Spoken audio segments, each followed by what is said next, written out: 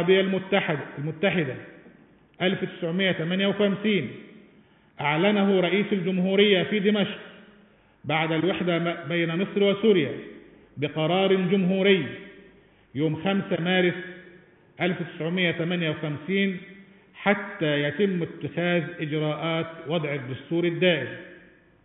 6.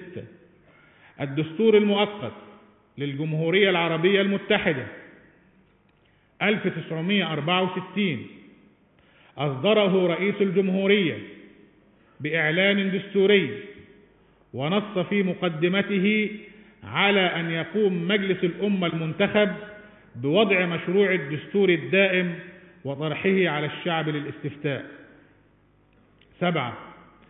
دستور 1971 قرر مجلس الأمة أن يكون هو بأكمله لجنة الدستور، وشكل لذلك لجنة 80 جميعهم من أعضاء مجلس الأمة لتتولى صياغة ووضع مشروع الدستور بمسودته النهائية.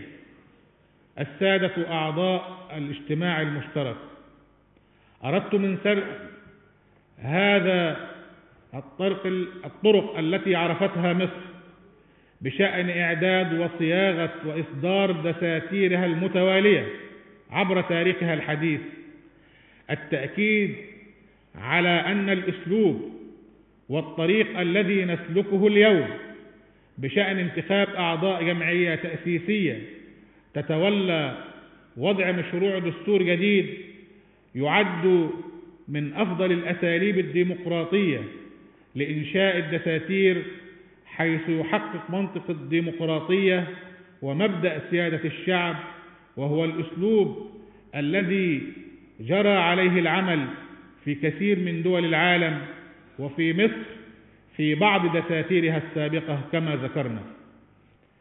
وبشأن اختيار الجمعية التأسيسية الذي نحن بصدده اليوم، أؤكد أننا لن نمارس أي استثناءات في عملنا، لن نحابي أي فرد على حساب الآخرين، لن نفعل ذلك، لأننا ندرك أن مصدر كل صحة وكل قيمة وكل قوة هو العدالة والمساواة بين المواطنين.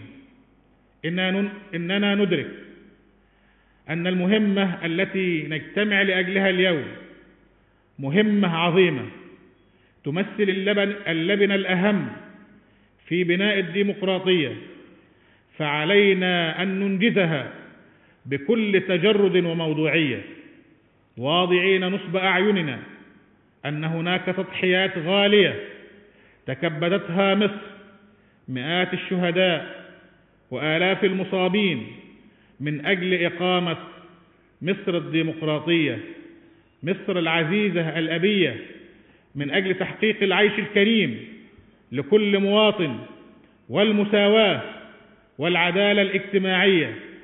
فعلينا أن نثمن غاليا هذه التضحيات الكبيرة وتلك الأهداف السامية.